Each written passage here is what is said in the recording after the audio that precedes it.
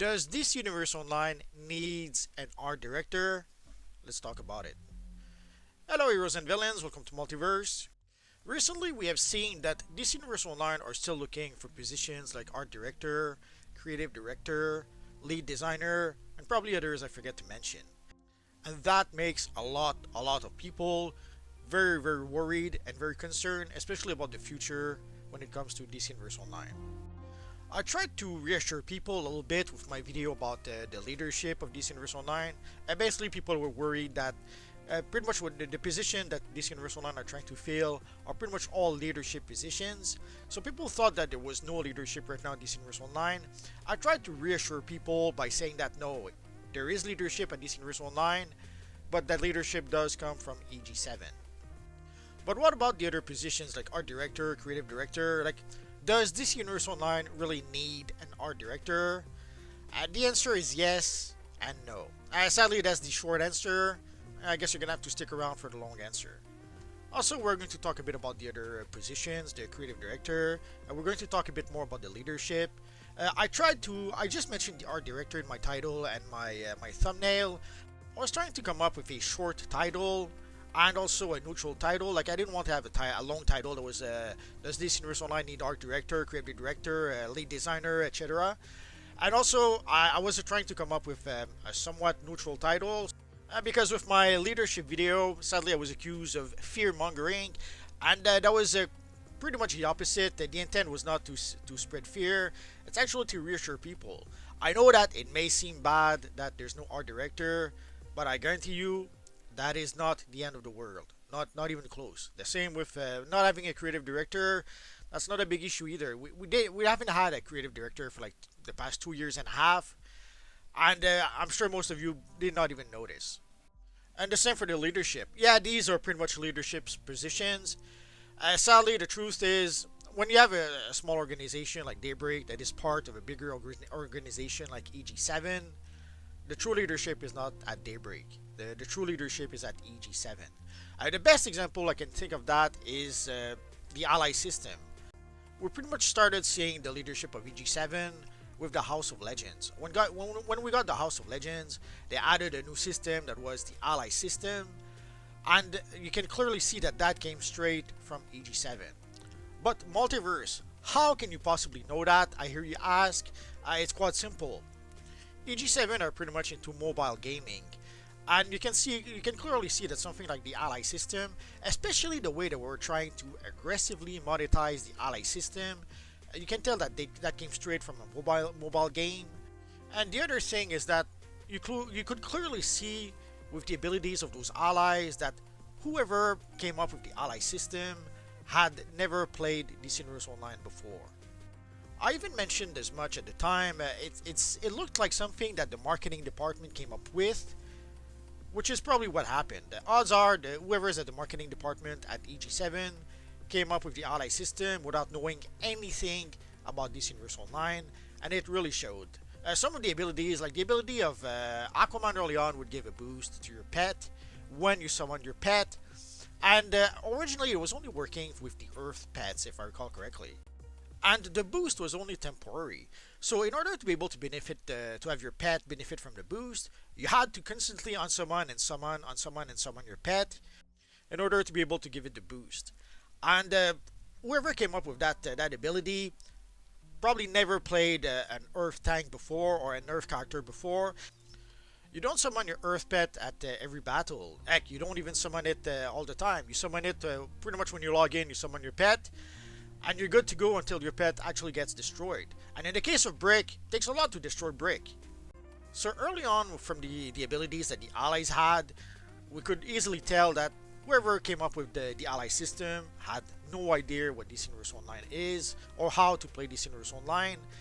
They just came up with random abilities out of nowhere, and they created the ally system with that. So at the time, it was very easy to imagine that whoever came up with the ally system was probably the marketing team from EG7, who had no idea how the game worked, but who decided to come up with what they thought might be cool ideas or cool abilities for the allies. And the same for the way they monetized the ally system. They aggressively tried to monetize it by having you purchase the ally for every single characters in your account. And also early on, you had to purchase the legendary allies. There was no workaround. You could not purchase them from Cyborg. You had to purchase them from the marketplace, and you had to purchase them for every single characters in your account. They did not even follow the logic that had been established years before. Like previously, basically when you would purchase, let's say the legend ally, the legend characters, when you purchase those from the marketplace, those would be unlocked for every single characters in your account. But then when we got the allies broke from that, where when you did purchase the ally, it was only for one character originally. So you had to purchase, let's say you wanted to have the Batman ally and you had multiple characters, well you had to pay 25 bucks for each one of your characters that you wanted to use the Batman ally with. Yeah, I can already hear some people say it, but the Batman ally did not exist just yet at the time. So let's say the Flashpoint Batman ally. So the only way at the time to be able to get the Flashpoint Batman ally was to buy it from the marketplace, and you had to pay $25 for each character you wanted to use the Flashpoint Batman ally with.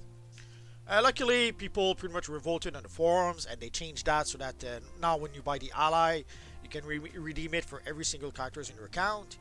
But at first, you could tell that, again, whoever came up with the ally system had no idea how the game worked, did not even seem to know how items worked on the marketplace. That usually when something would be on the marketplace, one of the advantages or one of the incentives to buy those items was that you could redeem those for every single characters in your account. And obviously, they did not know the first thing about the DC Universe Online player base. They had no clue that there's no way that the DC Universe Online player base would ever agree to something like that. So it was obvious that something like the ally system came from something like the marketing department, and it was obvious that it was a marketing department that did not know anything about DC Universe Online, and they did not know anything about the DC Universe Online player base, which makes me think that not only did EG7 came up with the ally system, the marketing department of EG7 came up with the ally system. And I can already hear some of you guys say, but Multiverse, you don't know any of that. This is only speculation. Yes, this is speculation on my part, but it's an educated speculation. It's speculation based on years of experience I had working for various organizations and working for various studios. I even had mentioned before that I have no insider information. There's no one inside Daybreak who feeds me information, and sadly, Maps doesn't feed me information. What can you do? So yes, this is a speculation on my part. I thought it would be clear when I did mention that I had no insider information. I thought last time in the last video it would be clear that yeah, this is pretty much speculation on my part. But let's move into something that is not speculation. I have worked for many studios in the past. Although it was an animation studio, I only worked one time in a gaming studio, and it was to do some artwork from some of their licensing and merchandising or something like that. But it works pretty much in a similar way in most studios, whether it's a gaming studio or an animation studio, or a live action studio for that matter. Although no two studios really work the same way, even in animation, you could go from one animation studio to the other, and they have completely different ways to operate. There's not really a standard that everyone tries to follow. Usually people come up with a production process that makes sense for the studio they are at, and they use that production process, and sometimes it might be different from the production process of other studios. So when you move from studio to studio like I did, you often have to adapt not just to a new project, not just to a new style, but also very often to a new production process. Because depending on the size of the studio, a smaller studio will operate much more differently than a huge studio.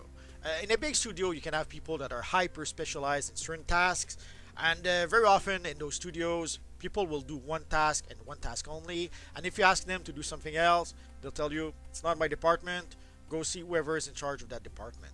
As opposed to into a smaller studio, you have to be able to wear many hats. Even though if you get hired for one job, doesn't mean that you are going to do that one job. For example, there's the studio I was hired at. I was just part of the design team. I was basically the cleanup artist in that design team. But it would come from time to time that I would have to pitch in from the storyboard corrections, or I worked on a few drafts of the logo for one of our projects, or I had to work on the opening sequence, or sometimes we would have bloopers, so I had to work on the bloopers at the end of the show. So even when you work in one position in a small studios, very often you end up wearing many hats, and you end up doing things outside of what should be your official job. And what about the art director? Like, let's get back to our original question. So, what about the art director? As a rule of thumb, there's a lot of studios where I worked at. There was no art director. There was no official art director. In a smaller studio, you rarely can afford to have only one person being the art director, and that's it. So usually, what would happen is that, like for example, in one project, the location designer was also acting as the art director. She had a lot of experience. She knew a lot more about color theory than pretty much anyone in the studio. So she pretty much was the one acting as the art director, even though technically her official job was being the lead location designer. So normally the art director position is something you would find in a bigger studio. Although ironically enough, there's quite a few big studio where there was no art directors either. The art direction would pretty much be handled either by the director himself, so the director would also pretty much act as the art director, or very often the designers themselves would pretty much art direct themselves. The location designer would pretty much do the art directing for the location design. The character design would pretty much do the art directing for the location design, and the director would oversee the two of them to make sure that they didn't work against each other. Although in some projects, the location designer and the character designer would pretty much work hand in hand in order to come up with the art direction of the show and move in that direction. Although on many projects, very often when you work on a project that's already an established property, let's say you work on a project that's established on a book series or an illustrated book series for children, the art direction is already decided for you. Basically, you try to reproduce whatever's in the book, and also you will have so again, the character designer will come up with the character designs, the location designer will come up with the location designs, the director will pretty much oversee the whole thing. But at the end of the day, there's also other levels of approvals, sadly, that interfere. So you will get notes from the producers. The producers will feel that they have a say in the process. The broadcaster may feel that they have a say in the process. And obviously, the creator of the series, if you work on a series that has been established by someone else, that has been created by someone else, let's say the creator, you make a series about some books, and let's say the creator of the books has in his contract that he has to approve everything, then that does add a step in the production process. So basically, you produce the content, you send it to everyone who has some sort of approval, and then everyone sends you their notes back, and then you try to figure out what to do with all of that. So very often that is pretty much the extent of the art direction. Let's say the character designer comes up with the characters, sends it to everyone who has a say in the approval process. They all send him his notes back, and then he tries to figure out what to do with those notes, because sadly sometimes the producer will ask for one thing, the broadcaster will ask for something else, and heck, the creator of the projects may ask for a third thing. So I've seen a project where pretty much no one could agree. They would always ask for changes and changes and changes, and at some point we had to say, okay, that's enough. Agree amongst yourselves what we're going to do, and then we'll do it. So either they would agree amongst themselves, or as a character designer, you could decide to establish some sort of hierarchy of decisions, sort of. You can put the creator at the top of the pyramid, then the director, then the producers, and then the broadcaster last. So you could decide that if the creator said something that contradicts everyone else, you do what the creator says. But if everyone more or less agrees on the notes, then you do what everyone is asking. And very often in most studios, that is the extent of the art direction. Although I've seen a small studio that tried to have it was their second project when I started to work for that studio, and they never had an art director before, but again, at some point they thought, oh, we need an art director, of course, we're studio. And they decided to hire an art director, and it was a complete waste. There was no need at all for an art director. It was a fairly small studio, so it was very easy for all the departments to work together hand in hand if they had to. And also, sadly, a lot of decisions did not come from the studio anyway. It came from overseas. The co-producers that was overseas would take a whole bunch of decisions, and even the creator of the series, the creator of the series was based on books. Although in that case, it wasn't so much the creator as the estate of the creator, because sadly the creator had long passed away. But ultimately, a lot of the decisions were not even made at the studio, and whatever decisions sometimes were made at the studio were overruled by the co-producers that were overseas, or by the estate of the creator that would pretty much overrule again the decisions that were made.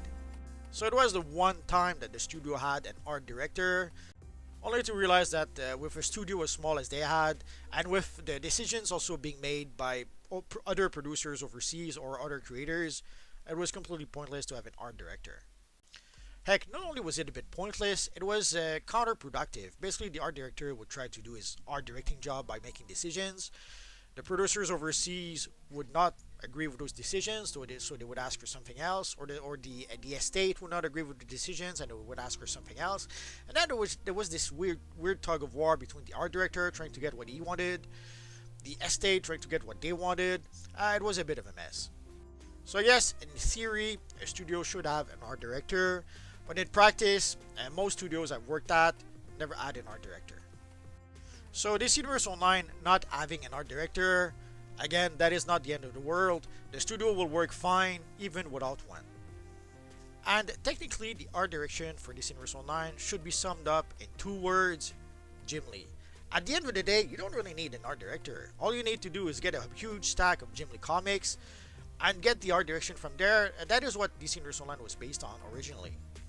And yes, I understand that they've been trying to change that for quite some time. Basically, well, like ever since we got Justice League Dark, even before that, they've been trying to move away from the Jim Lee style. Like when you see how they redesigned Shazam, Constantine, and I forget who else, you can clearly see that they were trying to move away from the Jim Lee style into something else. Or heck, when we look at the Earth 3 DLC and they redesigned Superman, they moved pretty much away from the Jim Lee Superman. If you take a look at the Legend Superman character, that was the original Jim Lee design we had in the game. And with the Earth 3 DLC, they decided to move away from that to go for pretty much the Rebirth Superman. They could have redesigned Superman as the Rebirth Superman and still keep the Jim Lee elements for Superman, but they decided to move away from that.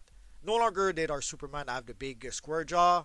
They pretty much moved away from that, and we could tell at some point from DLC to DLC that they were trying to move away from the Jim Lee styles of designs. Although personally for the Justice League Dark DLC, I would have injected some Mike Mignola into the artwork. There's a strong Mike Mignola influence in the Jim Lee design. When you look at the root of a design, you can see very often a lot of influences. Like in the case of Jim Lee, there's a lot of influence from manga, from John Woo movies, from Mike Mignola, and from American comics in general. And probably something else I failed to mention. So in the case of Justice League Dark, it would have been a great opportunity to inject a lot of Mignola-esque element or Mignola-esque graphic elements in that DLC, but they went into a completely different direction. Maybe they could not see that one of the influences in the Jim Lee style is the Mike Mignola style. It's quite possible. It's something I've learned to notice because I've been working in animation a lot, and I had to pretty much copy a lot of styles. And the best way to copy a style is not to copy it literally, it's to understand where the style is coming from. There's a project I was working on that was very much influenced by the Batman Adventure animated series, and also by a whole bunch of manga. And when you understand that, then you can look at the Batman Adventure series. The Batman animated series was very influenced by Mike Mignola and by Jack Kirby. And Mignola himself was very influenced by Jack Kirby. So knowing all of that, very often when I would be stuck, when I had to draw a character in certain positions, or a fist in certain positions, or a hand in certain positions, what I would end up doing is that I would draw a Jack Kirby hand or a Jack Kirby character, and then I would tweak it to fit into the style of the series I was working on. But I could do that because I understood not only the style I was working on, but I understood also the styles that had influenced it, and I even understood the style that influenced those styles. So again, I was able to go from the series I was working on to Batman Adventures to Mike Mignola, and from Mignola to Jack Kirby. So when it comes to Justice League Dark, I would have leaned heavily on the Jim Lee influence, that is Mike Mignola. But either the people didn't know that at the time when they made that DLC, or maybe that is just not what they wanted to do. Maybe they wanted to do their own thing, and they used the Justice League Dark DLC in order to be able to do so. Like we just saw it with the Cersei time capsule. Basically, we got a brand new Cersei time capsule that has pretty much nothing to do with Cersei. Ultimately, the devs wanted to do a cyberpunk time capsule, and for some reason, instead of coming up with a cyberpunk time capsule, which they could have done, they could have decided, okay, the next time capsule we'll do a cyberpunk time capsule, and the next one after that we'll do a Cersei time capsule, no problemo. But instead, what they ended up doing, they hijacked the poor Cersei time capsule and they turned it into a cyberpunk time capsule. Now, there's plenty of opportunity they could have had to make a cyberpunk time capsule. They could have made a cyborg Superman time capsule, or a cyborg time capsule, or a Metallo time capsule. There's no shortage of mechanical or cybernetic characters in this universe online, or in the DC universe itself. But instead of taking a character that's already a cyberpunk character and making a cyberpunk time capsule, they decided to pretty much change Cersei into a cyberpunk character. Now, what can you do? Although from the looks of it, it seems that the devs wanted to do their own thing, so that's why they hijacked their Cersei. Because again, odds are, if they had used the cyborg Superman, they would have had to make a cybernetic cyberpunk cyborg Superman as opposed to doing their own thing. So maybe at the end of the day, they wanted to do their own thing, which is why they hijacked the poor Cersei. We'll never know. Now, could having an art director prevent that? I don't think so. There seems to be a lot of decisions that have been made way back when. Like, for example, the time capsule we got right now, it was already planned a year ago before Jackster and a whole bunch of devs left. Way back when, we had Sharon, who pretty much had told us that there would be an upcoming Cersei time capsule. Actually, they told us there would be a time capsule for each of the mentor. So we had already the Batman time capsule, the Superman, the Wonder Woman, the Lex Luthor, and the Joker time capsule. The only one we had left was Cersei, and now here it is. So this time capsule has been in the work for quite some time. And unless we already didn't have an art director way back when, having an art director probably would not have made a difference. Although again, I have to admit, I'm not sure if did DC Universe Online have an art director way back when. Like, they've been looking for a creative director for like 2.5 years, so I'm not sure is it the same for the art director. We know that Sharon was pretty much filling the creative director position from the looks of it. Maybe he was also filling the art director position as well. It's hard to tell at this point. And I can hear you ask, how could Sharon be doing all of that, the whatever job he was doing, then the creative director, then the art director? Depending on the level of experience you have, you can end up filling more than one position. For example, there's this project I was working on where basically I was hired to do storyboard corrections, and I was supposed to do that only for the one project, but I was pretty much overqualified. Basically, I needed the work. They offered me that work, so I ended up saying yes, even though I was way overqualified to do that kind of job at the time. But then at some point, we had another project that was starting, and there was supposed to be an overlap for about 1 month of those two projects. So basically, for that 1 month, I would end up doing the storyboard corrections for both projects. Although it was supposed to be only 1 month, and then it ended up being 3-4 months. But with that happens. But I was able to do both jobs fine because again, I was way overqualified to do that job to begin with. So being able to do it on both projects, wasn't an issue. I also had a pretty great coordinator. Basically, at the end of the day, I did not even have to think about anything. The coordinator would tell me, okay, this is what we have to do next. I would do it, and it would pretty much manage everything I had to do. So I didn't have to waste any time looking for stuff to do. The coordinator would pretty much feed me the stuff in order of priority, like whatever was the most important first, and I would just do it. So I was able to produce a lot of work that way because I didn't have to worry about anything else. I was just doing the work, and the coordinator was feeding me the work. And again, thanks to me being overqualified, I was able to do both jobs for about 3-4 months at the same time. Heck, I was overqualified to the point where I was even doing part of the job of the supervisors, and that led me to actually become the supervisor afterwards. And it would seem that we had a similar situation when it comes to DC Universe Online, where we had Sharon who was pretty much able to take the lead and pretty much carry the whole thing by himself. Yeah, I'm exaggerating a bit. He pretty much had a whole team to rely on. So the whole team was pretty much able to carry DC Universe Online despite not having a creative director for quite some time. Sadly, what happened is that Jackster and roughly 9-10 other people left all at once. And it's not just that there's like 10 people that left at once, it's 10 veteran people that left at once.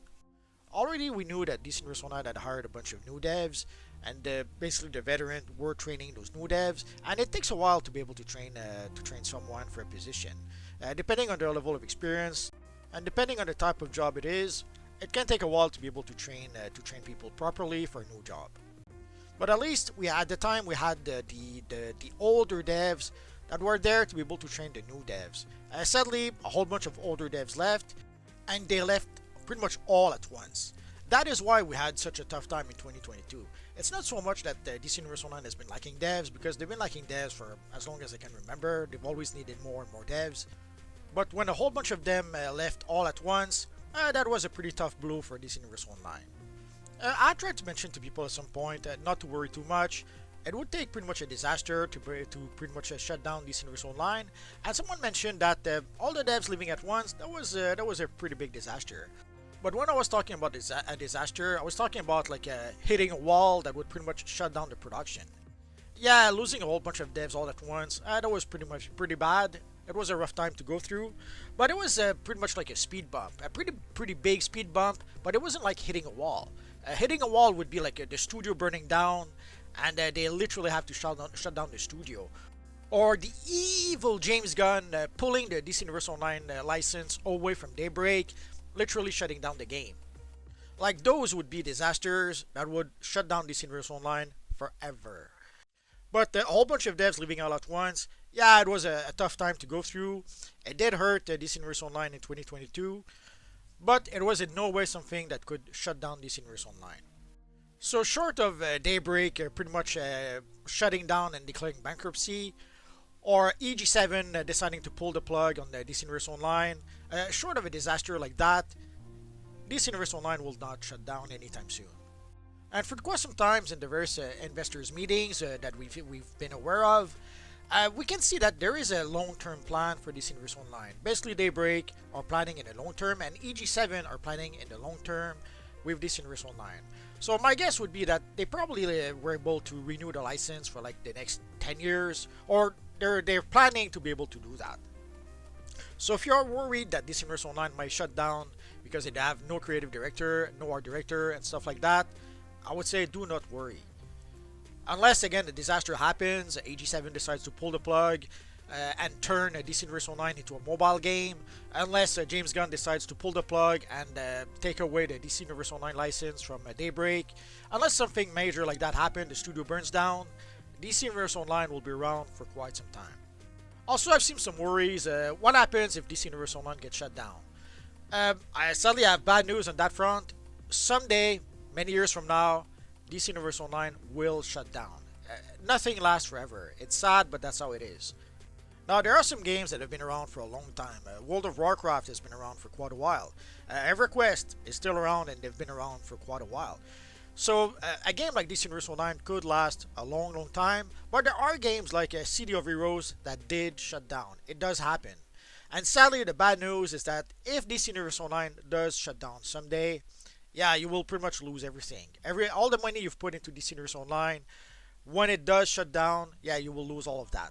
You will lose all your characters, all your base items, all your accounts. Yes, you will lose everything when it does shut down. But again, I can guarantee you, it's not going to be anytime soon, because EG7 seems to have some long-term plans when it comes to DC Universe Online.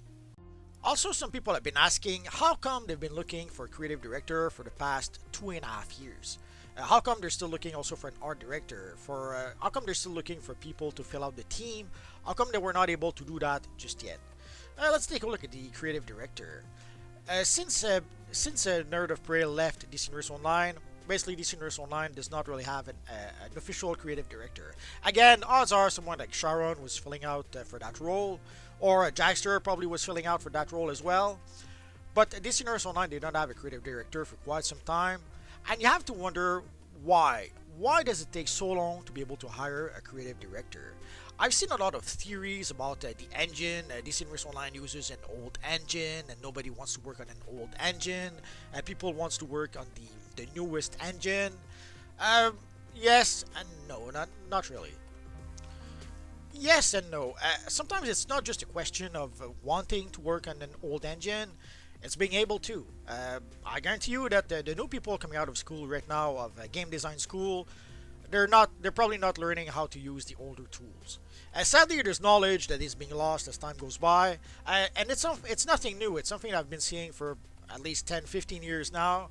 I remember way back when I would try to hire people, only to realize that there was some very, very basic knowledge, some very, very basic notions that they did not know about, that school were not teaching them anymore. And in the case of gaming, let's say gaming school right now teaches people to use Unreal Engine 5. Well, it could be that people coming out of school just do not know how to use Unreal Engine 3 at all. And people might be tempted to think, well, if you can use Unreal Engine 5, surely you can go back and learn how to use Unreal Engine 3. Not so much. Using it is much more than just knowing how it works. It is truly mastering it. Because when you are in a production, you have to respect the production schedule. You have to be able to work quickly, fast, and efficiently.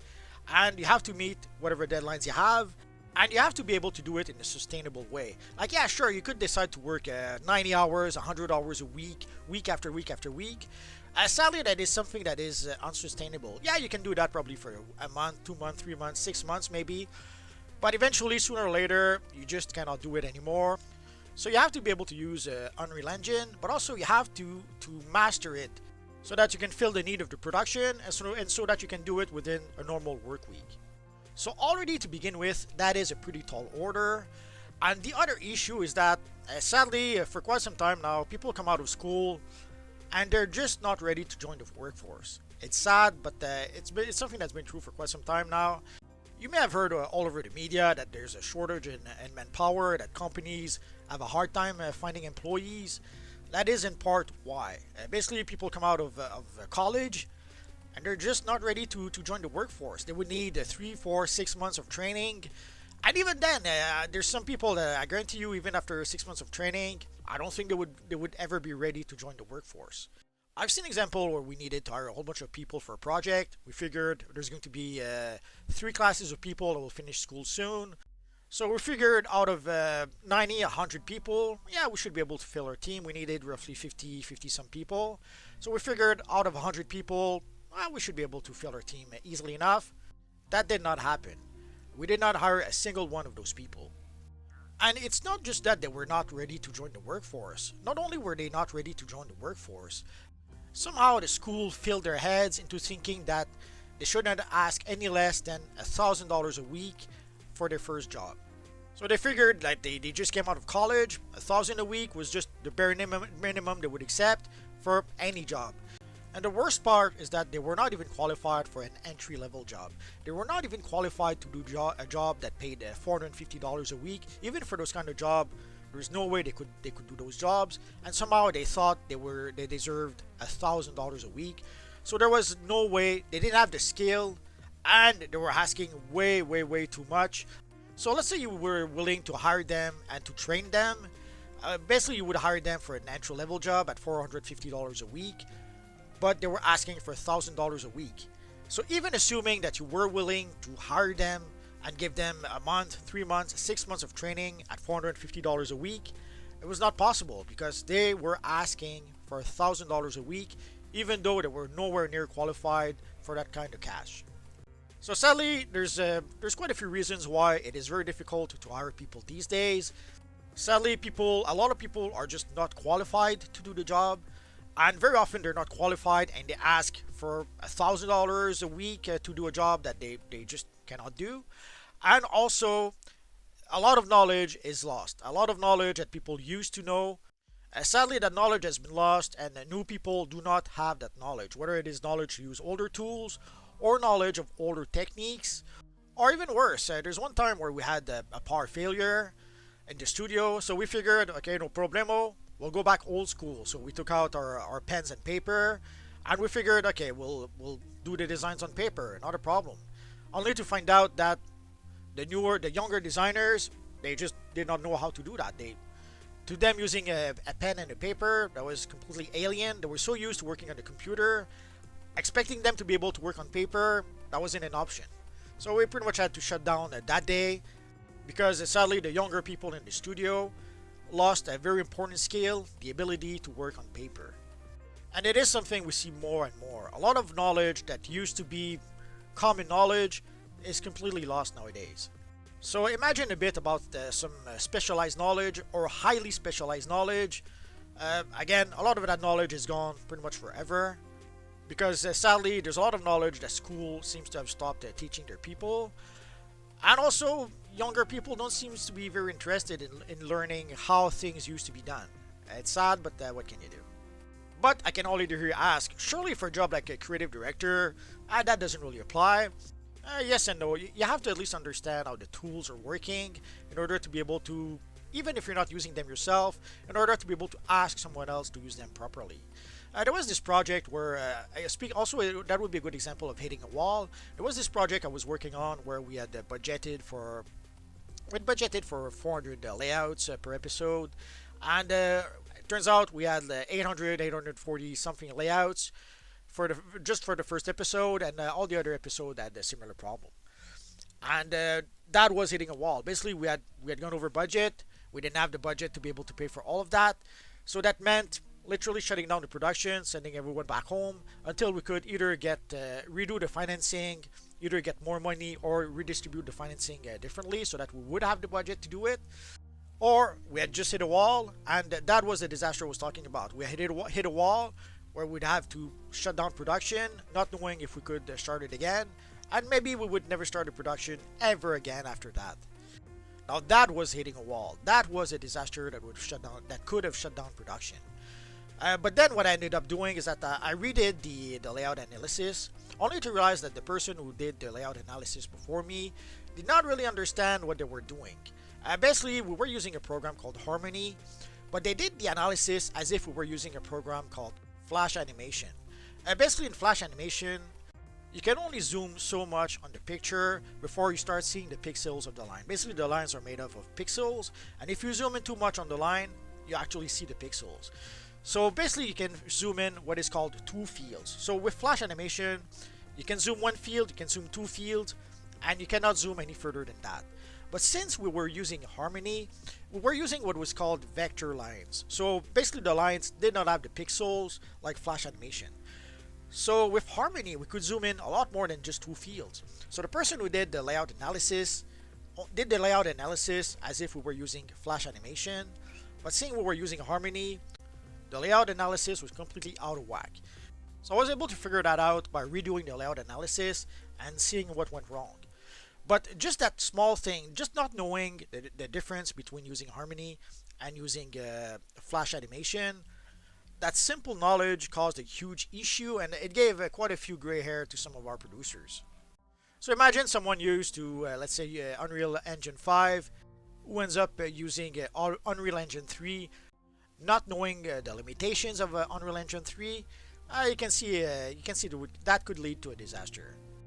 But also, you have to ask yourself, do they really need a creative director? As we already mentioned before, basically the creative directing is most likely done by EG7.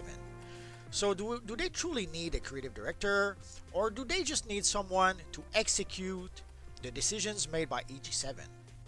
Now it could be that what they really need is not really a creative director. It could be that all they need is someone to take EG7's decisions, transmit that information to the devs who are actually doing the work, and then supervising to make sure that it gets executed the way EG7 wishes it was executed.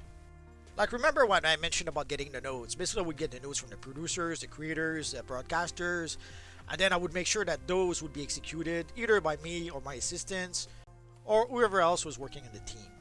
So what if that is all they really need from the creative director to pretty much be the link between EG7 and their decisions and whoever is going to execute those decisions? So could that be why they have a hard time finding a creative director? Could it be that whoever goes to apply for the job, they expect to be an actual creative director, to actually make decisions, to actually decide what the visual look of the game might be, the direction that the game might take, to decide which DLC you might decide to make, which characters you might decide to add to the game? So what if the people who apply for the creative director job actually expect a creative job where they actually make decisions, only to find out that the job is simply to execute the decisions made by EG7? So could that be why they haven't been able to find someone for the past 2.5 years? And the same for the art director. Maybe they don't really need an art director as much as, again, someone who would take the decisions by EG7, transmit those decisions to the devs, the character designer, the location designer, and then make sure that the job gets done according to EG7's wishes. Again, I can see how it would be difficult to find someone to fill that position if that is the case. Also, that could explain why a lot of people left all at once. It could be that you had people who were in a position where they were making decisions, they were pretty much deciding what direction the game would take, and then EG7 came in, were making all the decisions, and I could see that making a lot of people not very happy and decide, screw that. If you're going to make all the decisions and all we have to do is execute your decisions, I'm out of here. Yes, this is all speculation. We don't really know at this point what really happened. I'm guessing in 5 years, 10 years, 23,000 years, at some point Jackster maybe will write his memoir and explain to us why he left Daybreak. I guess we're gonna have to wait and see. But ultimately, there is a lot of reasons why first people left, and also there's a lot of reasons why it might be difficult to find new people to fill out those roles. Again, maybe EG7 are doing all the decisions and they only expect to hire people who will just simply blindly follow their decisions. We don't really know at this point. So does DC Universe Online really need an art director? Well, the obvious answer would be yes, seeing how they are actually looking for an art director. But the true answer is not really. Again, odds are someone else will fill out the art director role. And again, as far as we know, someone at EG7 is already filling that role, and all they really need is someone to execute those decisions at the lower levels. We don't really know at this point. But either way, DC Universe Online does not need an art director to the point where it would shut down the game. And again, I understand that it's not just the one art director. Again, the creative director, the lead designer, pretty much all the positions in a leadership role. But again, it doesn't really matter because the true leadership role comes from EG7. So odds are normally EG7 would give their decisions to the creative director. The creative director would transmit that, let's say, to the art director, and then the art director would transmit that to his whole team. The one distinction right now is that odds are whoever's at EG7 making those decisions is probably having to contact directly each department. So they have to contact the design department, let's say the character design department, the location design department, maybe the props design department, and whatever else other department they have, as opposed to just contacting one person and that person contacts everyone else. So right now, that's probably the true impact of not having a creative director and an art director, is that whoever at EG7 is transmitting the information to Daybreak, again, instead of just transmitting it to the creative director and then the creative director transmit it to everyone else, the people at EG7 have to transmit the information to everyone else. That is probably the big impact that not having the creative director and the art director have on DC Universe Online right now. So if you are worried that DC Universe Online will shut down because it does not have an art director or a creative director, don't worry, it won't happen. It just means more job for whoever's at EG7 to transmit the information to the people at Daybreak, and then they have to more or less supervise if the job gets done or not, as opposed to just giving it all of that to the creative director or the art director, and then letting that person take care of the whole thing. So don't worry, DC Universe Online will be fine. Again, short of a disaster like EG7 turning DC Universe Online into a mobile game, or short of James Gunn deciding to pull the DC Universe Online license from Daybreak, everything will be fine. I guarantee it.